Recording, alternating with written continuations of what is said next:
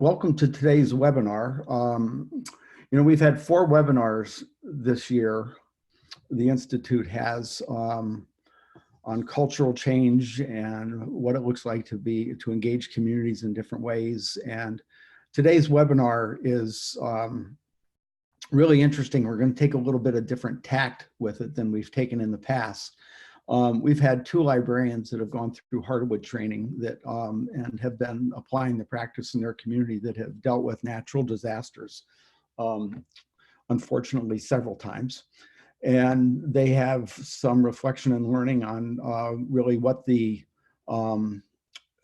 turning outward practices, how they think about those practices given what they've experienced with this. And so we're going to talk about that a little bit. I see just a real quick comment here that I can't see the other responses in chat, can only see Carl and Carrie Fisher. All right, I'm going to turn that over to, right now, you could check and see if your box is clicked on all panelists and attendees, and you should be able to see other chat at that point, but I might ask Paige, who's working in the background from the Institute, to see if she can help you out with that. But that being said, let me move along here. Like I said, I'm going to monitor the chat and try to respond to questions there. Today's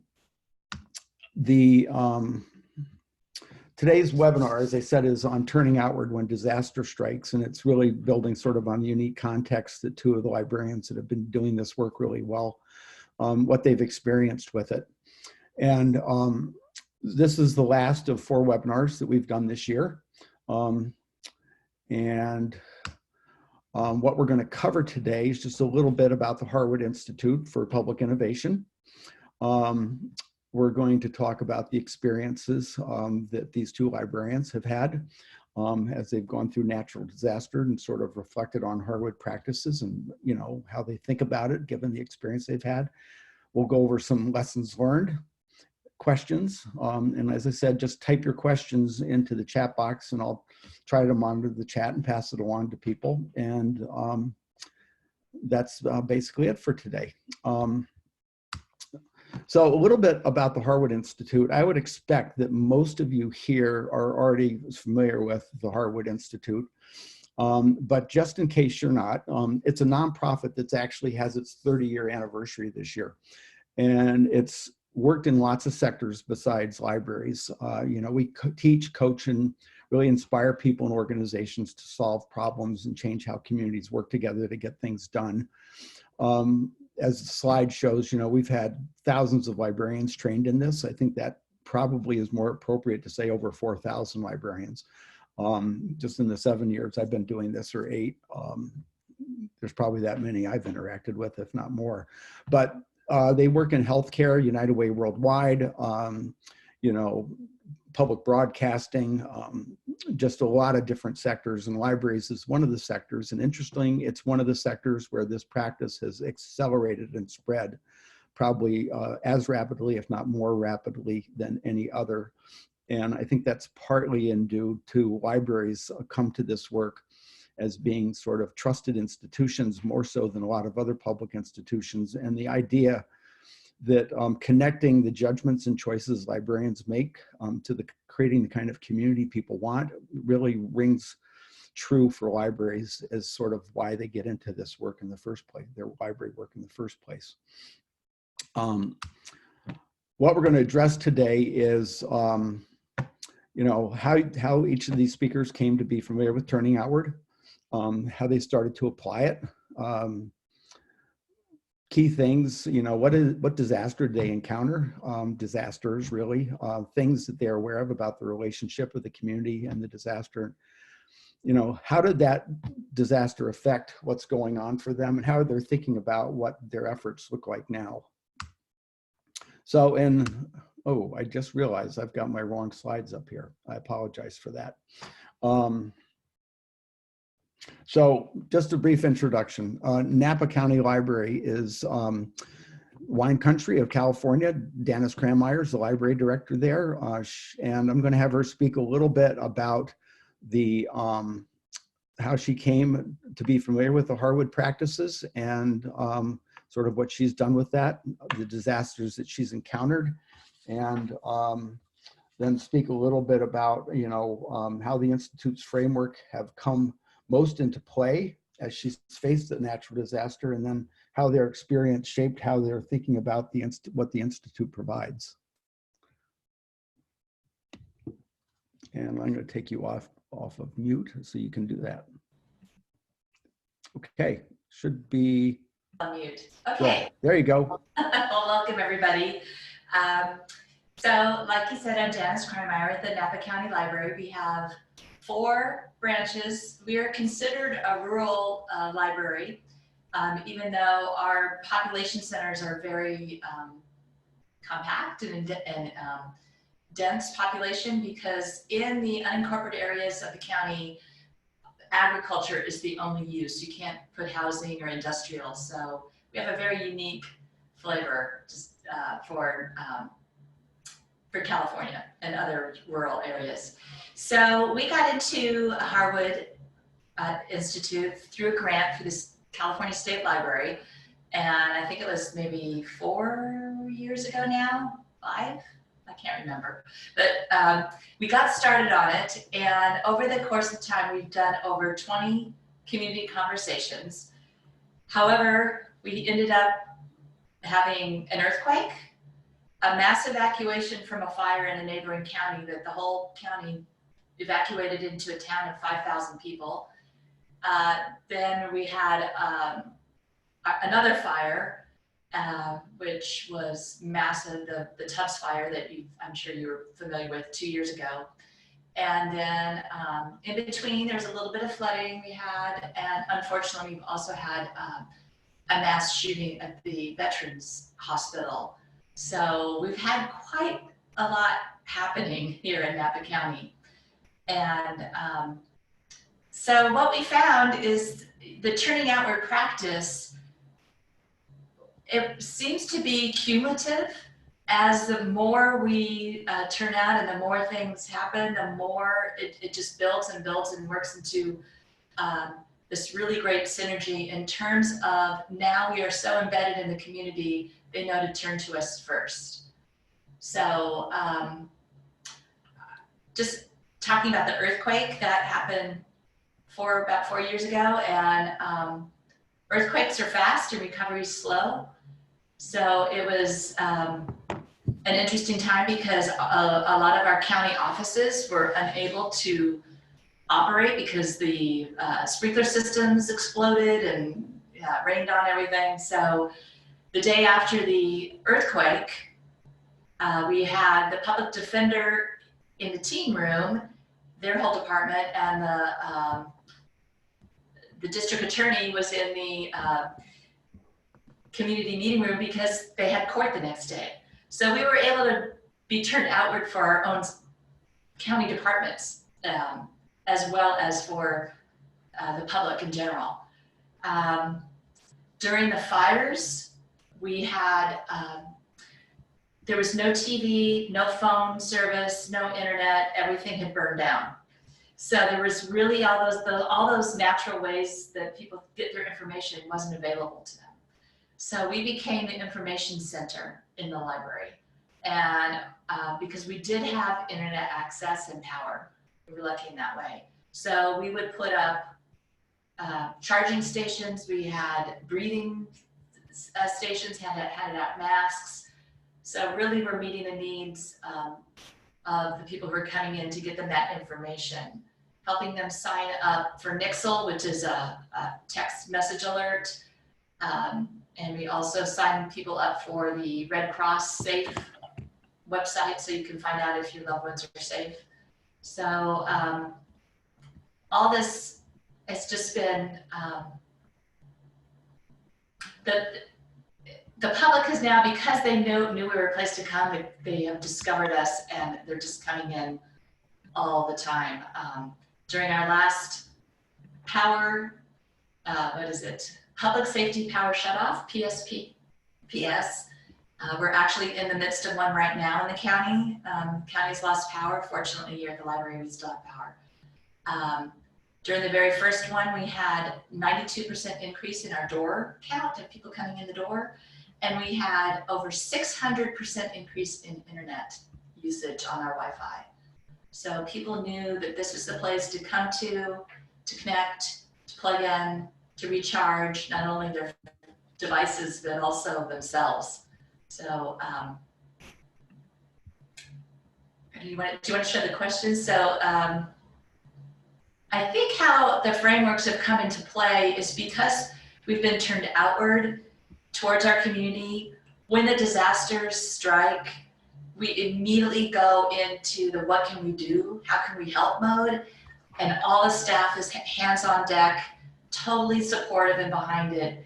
And they just see it as a natural extension of what we're going to do, even though it might have thrown everything they planned for the day, the week, that month up in the air. You just dive right in with no hesitation. So I know, Carlton, do you have want to expand on anything or give Mel a chance now?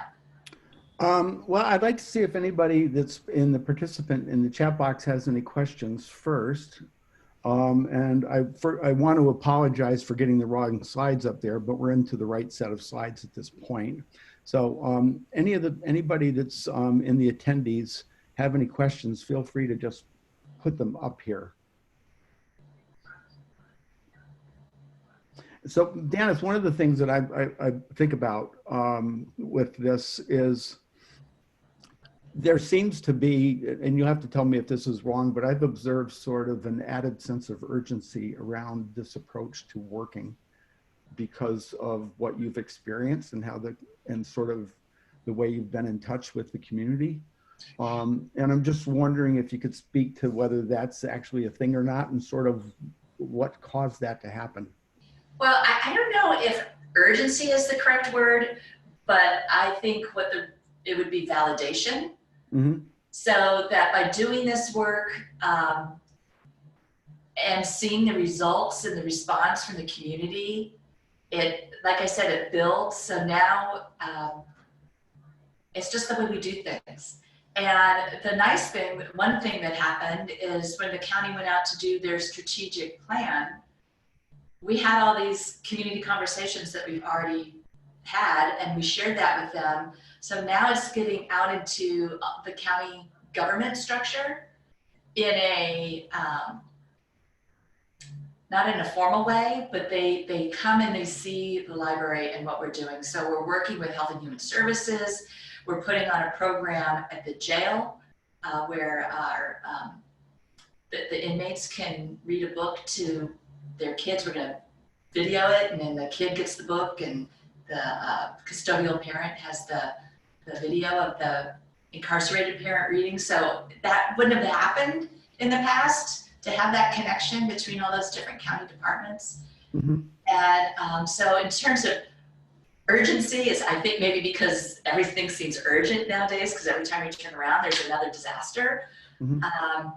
But it also, in a way, because we have this knowledge, there's a calmness when these things happen, because everybody just hops into gear.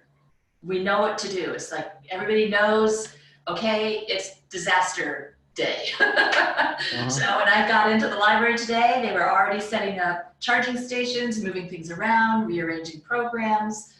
At one of our branches where we know aren't going to have any power, they know the kids are going to be coming in, so they're going to make slime today.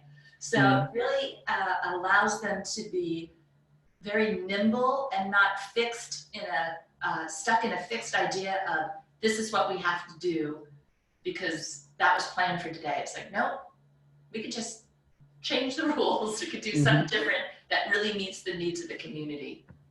So let me pass a question along we have. It's how did the community know the library was available for the services you offered? Yeah, good question. Well, during the earthquake, people found out about us because there was internet access, and we did lots of Facebook posts and things like that. And I think we kind of got our base started.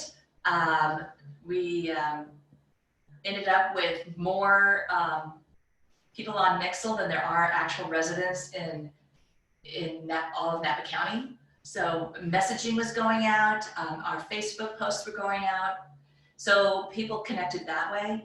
Mhm. And then as other things have, other disasters have occurred, I believe it's cumulative. So now they know to come here because we met their needs and helped them in the previous. And then they tell a friend and somebody else tells. So, you know, Mhm. just getting the word out, and people share our posts, and I'll get a post that tells me the library is open and ready as a charging station. So For there's other like a people in the community. so there's like a building over time. Yeah, it's really built, you know, and the trust is there, and, you know, and they know they can count on us. So I mean, another question is, in the past, what parts of Napa County community have been least well served and reached during disasters, and has your cumulative outreach changed that? Well, one of the challenges is Calistoga because it's very remote. Like they get hit with everything, and it's a very tiny city, you know, 5,000 people.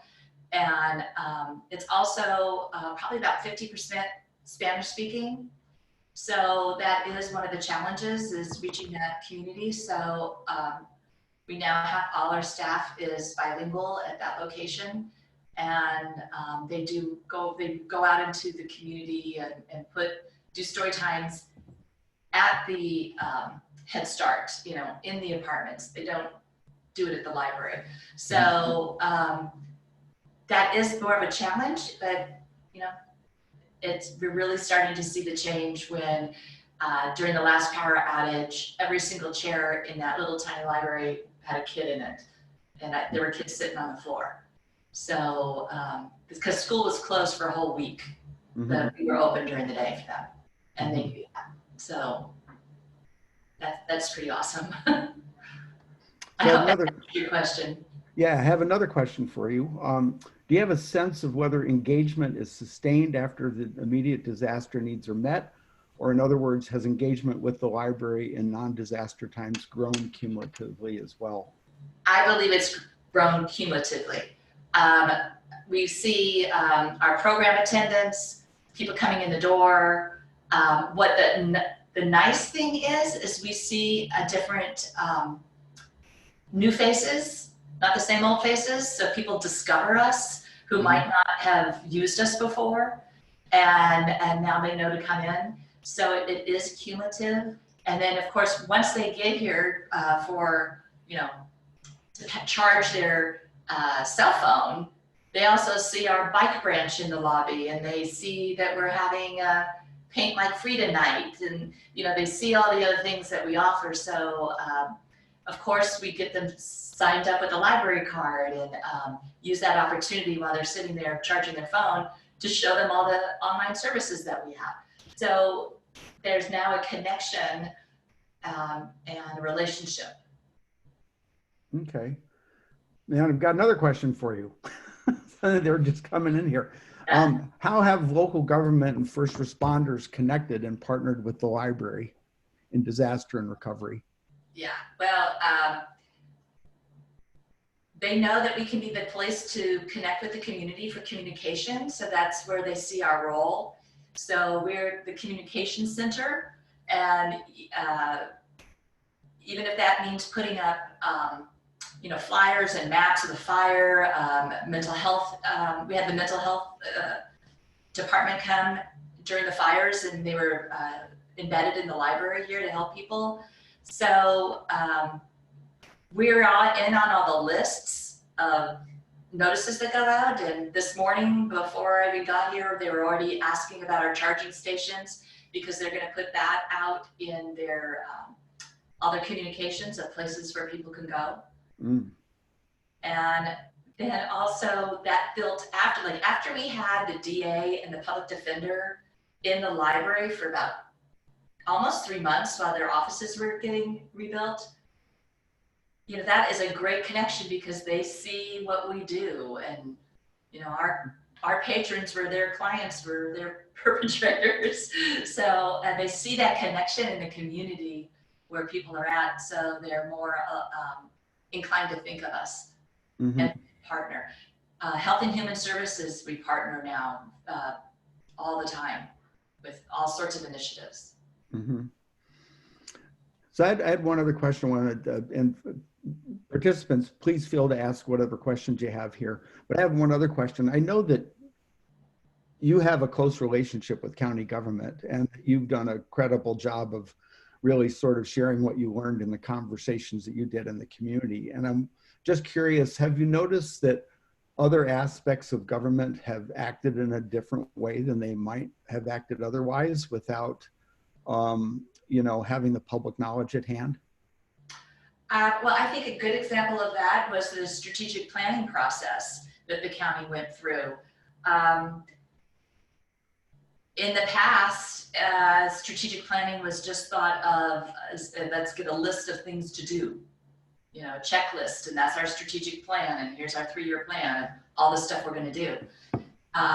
Where the fact that they actually used our conversations as a base to go out and then do their conversations, which they did. They didn't do Harwood, but it was very Harwood-like.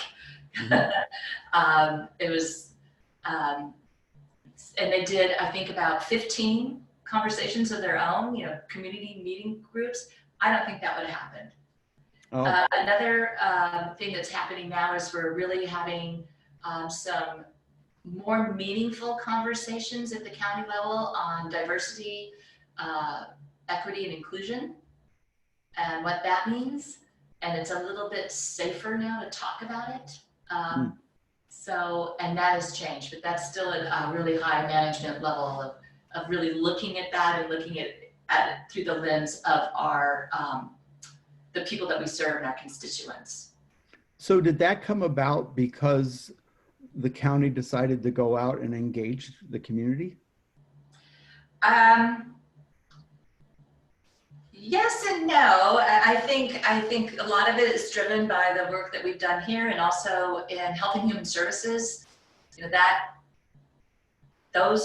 is their constituency and the people that they serve. So really being sensitive to that, and so that's helping to drive that. And because of the work that the library's done with Health and Human Services, I believe they see the benefit. And you know, people that work in Health and Human Services, they're also very much into, you know, the type of work that we do of helping people, you know, social workers and things like that. So that's a good place to start spreading it, because they're already, they're like a soft target. Yeah. They're going to be accepting of it. I mean, it might be more difficult to start in the auditor controller's department. Right. Yeah. Or the tax collector. Yeah. All right. So any other questions for Danis before we move on to having Mel share her thoughts on the questions? I finally have the right questions up on the screen for people. And I don't see any. So thanks, Danis, and we'll come back to you in a minute. But let's move on, and let me see, get my screen here. Mel Lightbody is going to share with us a little bit now, her perspective on these questions. And I'll just turn it over to her. Oops, there. Okay. Can everybody hear me? Yes. Okay, yep. Excellent. I don't actually see the questions on the screen, but oh well, right? All right. So my name is Mel Lightbody. I'm the county librarian for the county of Butte. We have undergone maybe not as many disasters as Napa, but quite a few. I think the two that come most readily to mind that did make national news was about 3 years ago. There was a scare on the Oroville Dam, which is the largest earthenware dam in the country. And basically there was about, wow, I want to say 200,000 people under orders to evacuate in the Sacramento Valley. That was due to the concern that the dam was going to break. There's still many conspiracy theories from all over the country. They love to come in and talk about it, but that was one. And then last November, we had the worst by loss of life and many other statistics, the worst wildfire that the state of California has ever faced. It is called the Camp Fire, and I want to say that's, it should have been called the Camp Creek Fire because that's where it started. The Camp Fire was not started by a campfire. I'm just telling you that because it's widely confused. So, and that evacuated thousands of people. We lost, I want to say 11,000 buildings, most of those homes. The population around there at the time was around 20 to 25,000 people. Of that, maybe 1,500 to 2,500 have returned back up. You can Google the pictures and see it. Butte County Library is, as with Danis, is a rural county library, considered rural in Northern California. We have one city, Chico, which houses a university. It serves about 110,000 people, and that is considered more city or urban, but the rest of our branches, some of them are very rural. We had a branch in Paradise that it did survive the fire intact and is now one of the community hubs up in Paradise. So that's basically what the county of Butte faced. I think it was about 5 years ago. I think maybe Danis and I were in that same cohort. I actually heard about the Harwood Institute through the American Library Association and some situation that they were, I think it's Libraries Transform, that had been an initiative at the level of the country. And they did several throughout. And then we had heard that Texas had brought the Harwood practice to Texas libraries, and there were several people that agitated with the state library to bring the Harwood practice, and indeed that happened. And I think Danis and I were both a part of that first cohort. So how I learned about it, that is how I learned about it. And Carlton mentioned that it is a natural fit for libraries, or libraries feel like it's a natural fit, and I have to agree. There is the one thing that we need to do as libraries is be responsive to our community. It's hard to be responsive to your community if you don't know what they're really thinking, and you don't know what drives them. What is it that they're looking for in their community? Because the library is not the hub of the community, but it is a part of what people's aspirations are for their community. So the idea of what a community aspires to is central to the concept of the Harwood Institute, and that's why that is why we got involved. Now I don't know where I am on the questions. Sorry, where are we on the questions? Well, I think sort of how has the Institute come most into play for you as you face disaster, and then how has the experience shaped how you think about what the Institute provides? So we were, for many reasons, late after our training to start in really being active in the Harwood. In fact, it was just this past year that we started engaging in community conversations, which we will be continuing. And I would say the biggest impact is just the fact that I think it's ongoing. In fact, right after the Paradise Fire, I was able to get a hold of the Harwood Institute, and I said, when can Rich come? Because the one thing that you see immediately in disaster, everyone is very helpful, wants to do things, but it's much of it is based on best practices, but it's prescriptive in nature. And so what I saw then and continue to see is very much we're the experts, we'll tell you what you should want.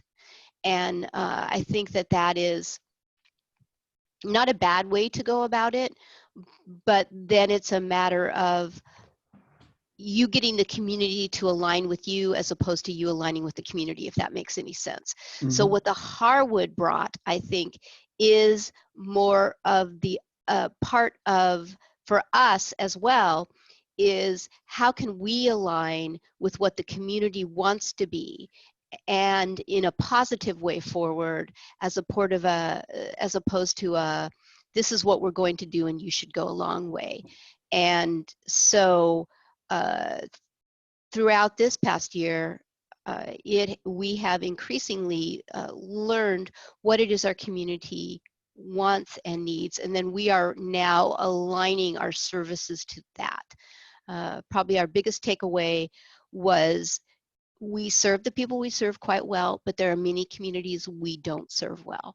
And that was one of the biggest messages, is that all of the different communities in the county, different cultural communities, ethnic communities, geographical communities, want to be served by the library. And so as we go forward now, we are looking how we can connect to those communities and be able to help them go where they want to go. So it's just kind of turned us around. So I can say that. And specifically with the impact of the disaster, we had luckily had Rich Harwood come this past fall to visit and actually conduct a community conversation. And what we are now doing is seeing if we cannot get a Harwood Innovator Lab here so that we can turn all of our nonprofit institutions and all of us that are interested and trusted into that outward mode to continue to assist the people that have been displaced in creating the community they want to see, and that we can have ideas come up from the community as opposed to coming down from the community. So the effects that we see really are quite similar, I think, to Danis's, in that we and other community institutions are turning to listening more than talking. We need to listen, we need to hear, we need to focus on what people want and not what we think they should have. Very good, very good. Questions folks have for Mel? I've got a couple comments in the chat box, but they're really about sustaining that central role in the community on an ongoing basis. And I think that would be an interesting question, maybe for the both of you to sort of bounce back and forth together. So Nancy, I've taken your question and I've sort of thrown it into what comes next. Any questions for Mel? You know, I have one thing that occurred to me. You referenced Paradise as being a community hub now. And I'm just wondering, when you say community hub, what do you mean by that? The library, not the Paradise community as a whole, but the library is a community hub. Yeah, and that, when you say community hub for the library, though, what do you mean by that? How is that different than what it might otherwise be? I think because there are very few institutions, there are very few public buildings up there anymore. I think that it is, let me say, in an informal way, really has become one of the places that people go to, again, similar to Danis, how they get information, they can get it there. People are doing informal meetings. Again, we were just looking at, before the Paradise Fire, we averaged 8,500 people a month through our doors, which again is a rural library. Now we average 1,500, and that pretty much reflects what is happening up in Paradise. That is, and the people that have returned are two types of people that have returned. And what they're looking for, one is really truly the people who didn't lose their houses but can't afford. So we have many people that are returned because they can't afford. Due to insurance or other reasons they can't afford to move. And then the other ones are what I would call the pioneer spirit people who are coming to Paradise either for the first time or back to Paradise because they want to make sure to reestablish the community stronger than it was, the Butte strong people. Mm-hmm. And we're just seeing it in an informal way as more of a place to meet. Again, as with Danis, we now have 2 county services. We have the building permit process are now housed at the library. And then the other big issue that came from our disaster was tree removal, something I didn't even think about before fire, many dangerous trees. So we now have the tree removal people giving permits up there. And so again, as being one of the only open buildings, we get other entities coming in and want to use our space, and that brings people into our space that may not have come in before. And so does that make sense? That's why we're more and more, because we're there and open. Yeah, you're there and you're sort of a central hub. Yes. Yeah. So I'm going to open this up here and take Danis, I'm going to take you off mute so you're both able to speak. And I'm wondering if we could just have a little conversation. I've got a question from Nancy Kranich in New Jersey. Good friend of mine who I haven't seen in too long. But anyway, she says libraries were instrumental in helping Hurricane Sandy recovery, but sustaining a central community role afterwards is difficult without the kind of groundwork that closer alignment with the community affords. And I'm just wondering, you know, how do you think about that? And this really gets into the sustaining role. You sort of moved into a different space in the community. And what does it look like to sustain that, do you think, going forward, with the assumption that your natural disasters are behind you? Haha, would not assume that, no. No, this is good. I'm trying to make the best intentions here. So I think what we've had is it's like this. It builds upward, and yes, after disaster, there is a tendency to everybody. You have disaster fatigue, and everybody comes together, and then it slowly goes back. But it doesn't go. If you're doing the work, it doesn't go all the way back to where it was before. You're going to end up at a higher level, and then you're going to engage with those people, and then something else happens, and you engage again. So it builds, and because we're responding, I mean, we've changed how we do our programs from what we've learned, and you know, staff doesn't put on most of our programs. Very few staff put on, except for story time. All our other programs are put on by community members. They present. So, because what we heard from in our conversations is people want to know each other. They want to break down the silos between our 2 cultures, the Spanish-speaking population and the English-speaking.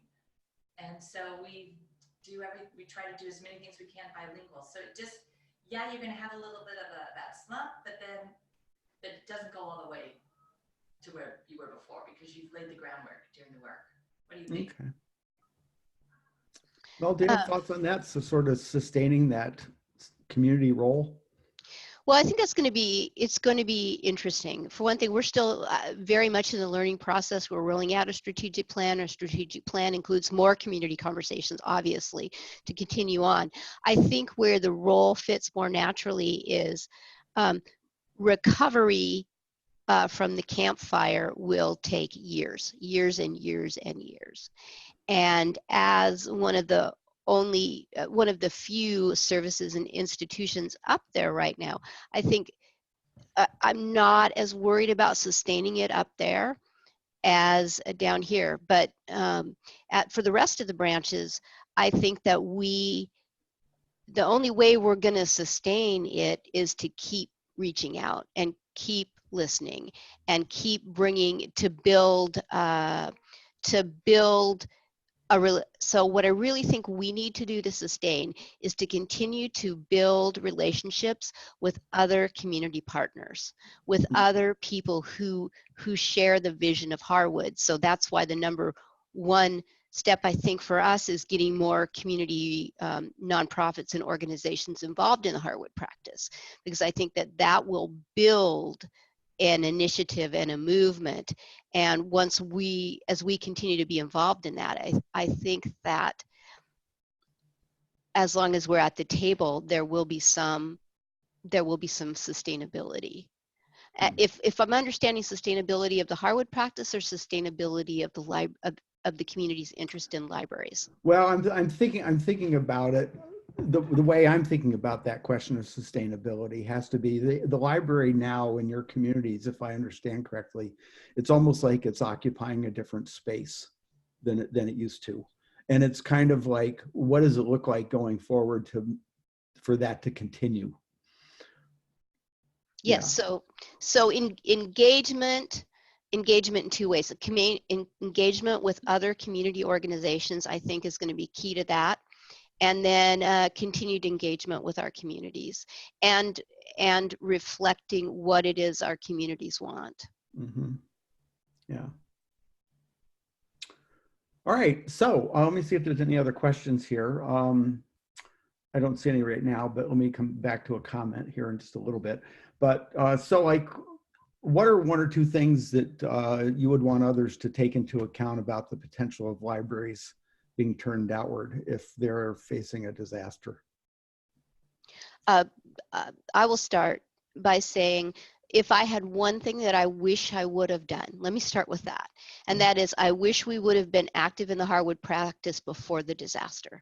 I think that we would have done much better if we had already understood a little bit more about our communities and what they needed, mm-hmm. and had made those partnerships. So I think the sooner you do it, the better. Yeah. Before disaster hits. The sooner you have that deep understanding of the community. Yes. Yeah. And being turned outward too, I see it as not just towards your community, we think of that, but also to your jurisdiction. Yes. By being turned outward to our jurisdiction, by saying, we're here, move in the library, if you need to. Child Support Services brought in a reverse ATM machine where you put money in so you can pay your child support payments. We've done anything like that we could do. So when disaster does strike, our government agencies see us as a partner. We're involved. They know who we are, and they know that they trust us and that the public is connected to us. And now I have people coming in because they know that we got the hook into the community and they want to get some of our zhuzh, because they know that we're here for them. So, and so that means, like, when they opened up the local area assistance center, we sent staff to it. We didn't have it here at the library, but we sent our staff, bilingual staff. What does libraries do? We answer questions. That's like the perfect role for somebody in the local assistance center, where they're navigating their way through, getting a new driver's license that they lost, or figuring out small business loans, or, all the things that they need to do. And by doing that, and our jurisdiction sees, like, yeah, we're players, we're there and involved. Mm-hmm. So it gives you a lot of street cred with your jurisdictions. Yeah, so I noticed, Mel, when Danis said turn outward to your jurisdictions, you gave a thumbs up. And I'm wondering, what does that actually look like for you, turning outward to your jurisdiction? I think turning outward to our jurisdictions actually means to listen to what their aspirations are, too. I mean, even though there are other government agencies, they too have aspirations for how they're trying to serve their customer. And in fact, our Board of Supervisors, and Danis has a Board of Supervisors as well, they have certain initiatives that are important to them.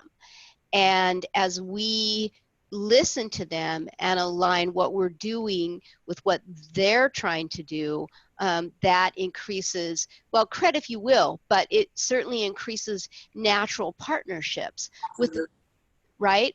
So the bottom line, though, the bottom line with all of this is, how do we serve our communities better in the ways that are most helpful to them? And one of the things that we've learned is that if we are aligned jurisdictionally, our services are more effective. And the nice thing is now, instead of, knocking on the door and saying, hey, let me in, we've got all this great stuff for you. Yep. Now the different departments are coming and saying, hey, help us out with this, so they're coming to us. Yeah. Our jails program and things like that. Yeah. So you're, if I understand correctly, one of the things you've learned is making that effort to really listen what's going on for them and what they care about, and then sort of how that connects to what you're doing and where there's that synchronicity of intention. Absolutely. I mean, they care about their community, about children, having a safe, welcoming place to be. That's, was one of the things that came up over and over again. That's what they're interested in as well. Yeah.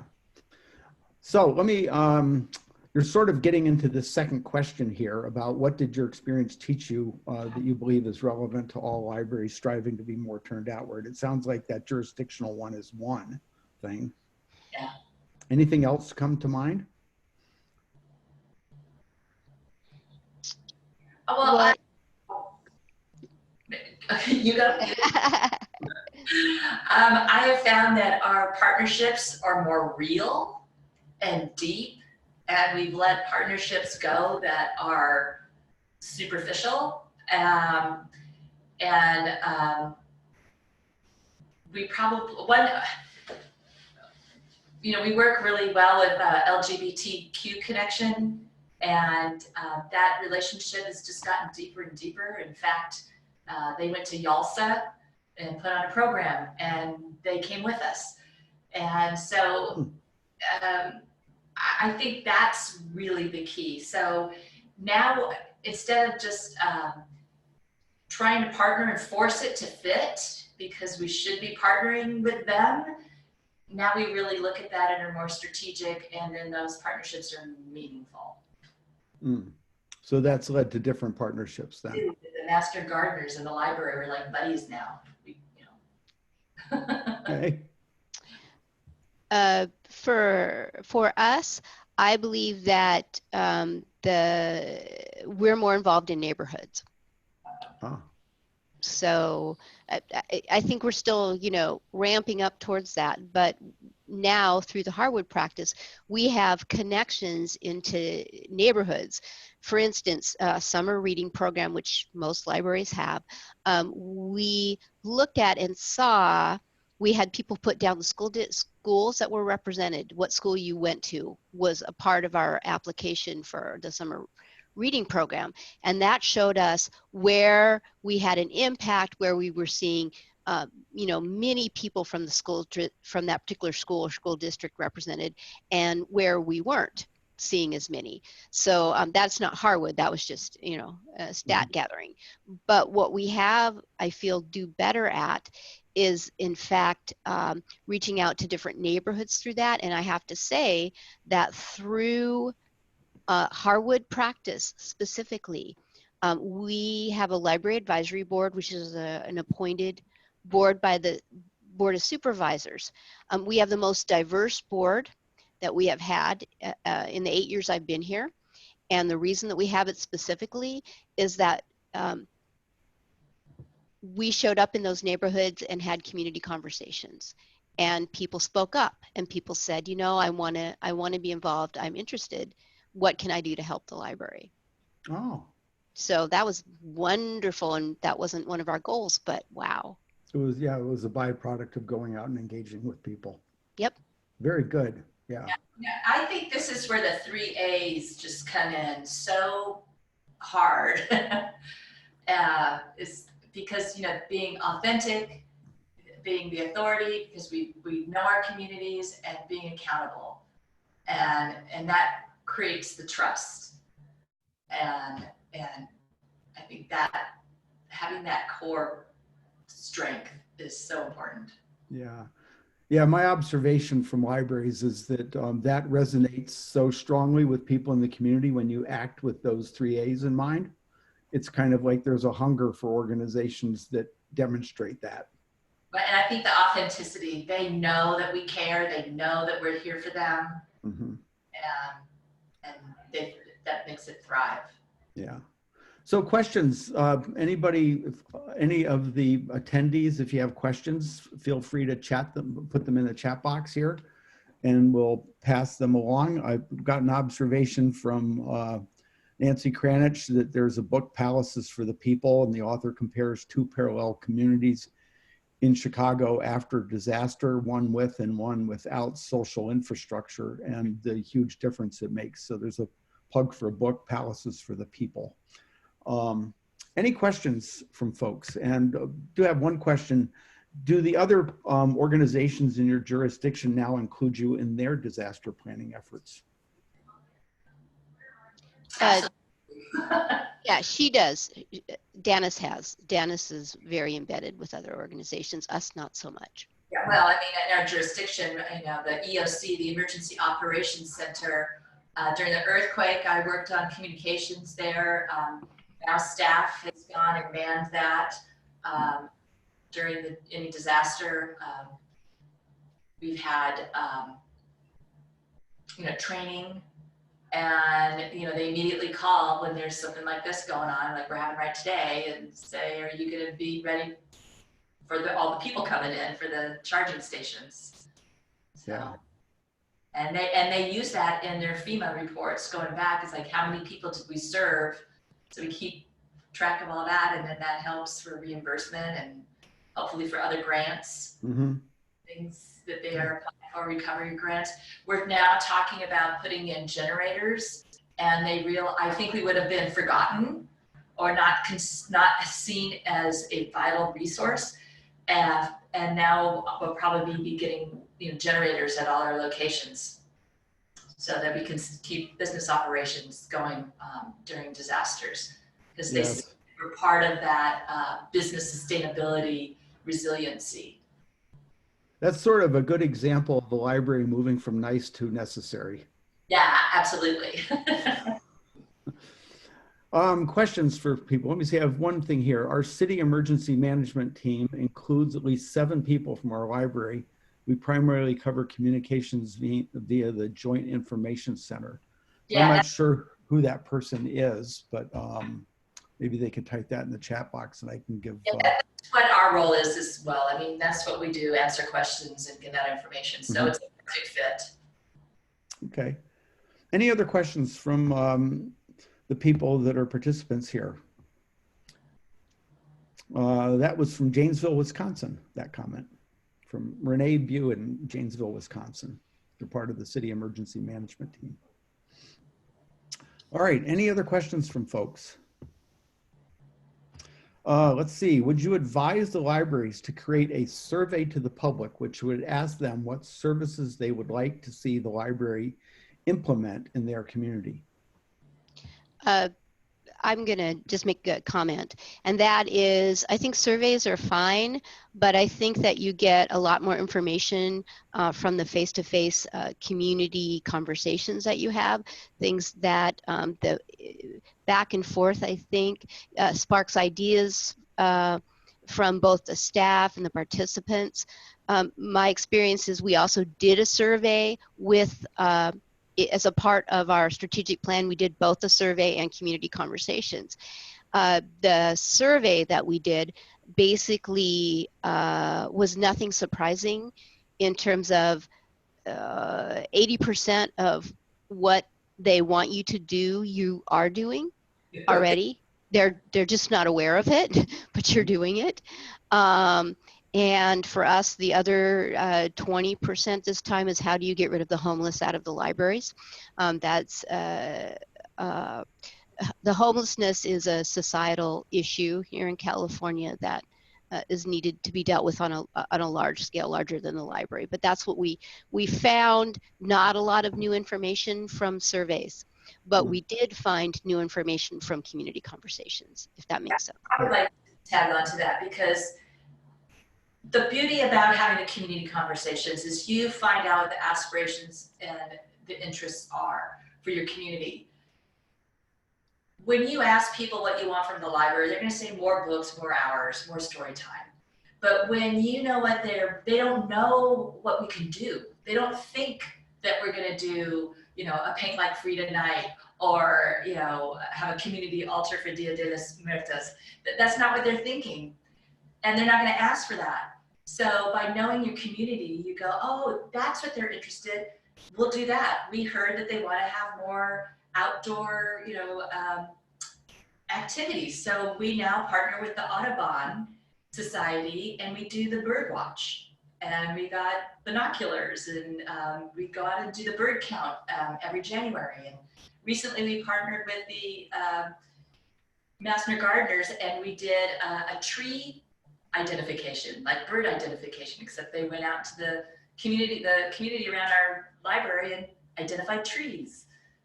Nobody would have thought of that as a program that they wanted, but knowing that that's the type of activities and things that were, you know, free for kids, outdoors, healthy, you know, respecting the environment, we were able to provide that. Nobody would have thought of that. Yeah. Yeah, I'd agree with your answers. You know, it's not that surveys aren't good and they don't give you valuable information, but oftentimes it's not telling you a whole lot that you don't already know. And the other thing is, it's not the same thing as having a full community conversation. You just learn more about what's in people's heads and hearts, and then how you fit into, how the library can fit into their life. So I've got a comment from a person here which sort of veers a little bit into another topic, and we'll take just a little bit of time on this because it's important. And then I'm going to also make an offer when we're done talking about it. But the comment is that, you know, we've not had a lot of success with getting folks to community conversations. When you started out, how did you get people to come? Can I answer this one? Go for it. All right. So you already have library supporters that you know love the library, and they have friends. So what we did is we used the house party political fundraising method, where you have somebody who wants to have a community conversation in their home and they invite their friends. And so we started out with about 6 of those out in the community, and they invited their friends. And then at the end of that, we said, do you want to have one in your, do you want to have one? And they invited their friends, and then other people heard about it. And then we reached out to some of our nonprofits, and we did it with the nonprofits and their staff. We did a variety of those. So the ones where we said, come to us, no, we didn't have very much success. But when we went and did it at COPE, which is a nonprofit for children and families, you know, they were all there. We did it at the LGBTQ offices. We did 2 or 3 there with their constituents, you know, their audience group. So you gotta think a little bit differently and go out into the community and do it that way. It just really worked for us. Do you have any thoughts on that, Mel? We went out and had community conversations with our partners when we went to them, and we had community conversations sometimes with just 1 or 2 key players in those different institutions, and that was very helpful. But we did have community conversations at the library, and I can only say that we advertised it heavily, and we did get some turnout. And once again, then we could bridge from the turnout we have. Again, we're about to start another iteration, and I love Napa's approach because I think that'll be really successful. So the offer I'd like to make to that question is you can contact me at Sears at theharwoodinstitute.org, just CSEARS at theharwoodinstitute.org. If you send me a request, I'll send you a link to a webinar that addresses this topic of getting people to community conversations. We've done a number of webinars on that topic for different places, and it really sort of dives into that question specifically. But in general, what they had to say, it's think about not so much inviting people into the library, but going where people are already connecting, and leverage your relationships to invite people for you. Don't make it all about you doing the work, but think about how can the community do it with you. We also, we were out in community events, we do the ask, you know, the quick questions. Yeah. But yeah, we have webinars on this topic, and I'll be happy to send you a link to those webinars so you can explore it a little bit more. Any other questions from folks?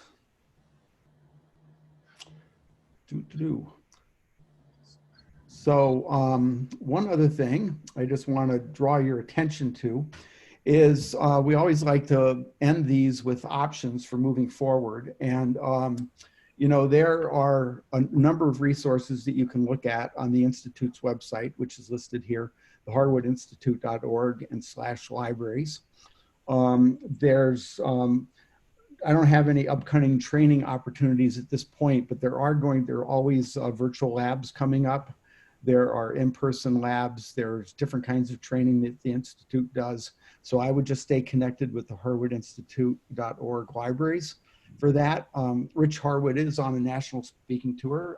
As Mel said, he was in Butte County. Before Butte County, he was in Sacramento. I know he's been down in Florida, and the guy is busy traveling all over the place. And if you're interested in having Rich come to your community, contact Colleen Bowman at the Institute, and her email address is there, cbowman@the Harwood Institute. And then just for more information, connect to the Institute's website. And that'll keep you up to date with what's going on with the Institute and the different sectors that it works with. And with that, I guess, thank you, Mel and Danis, very much for your time. And I do hope the rest of the day you sustain the power that you have. Thank you, and you're welcome. Yeah, sounds like it might be dicey. I'm going to go downstairs and see how many people are plugged in and online. Yeah, but thank you very much. And thanks for everybody for showing up for this today. And good luck, and we'll connect with you next year. All right. Bye-bye, everyone. Bye. Thank you.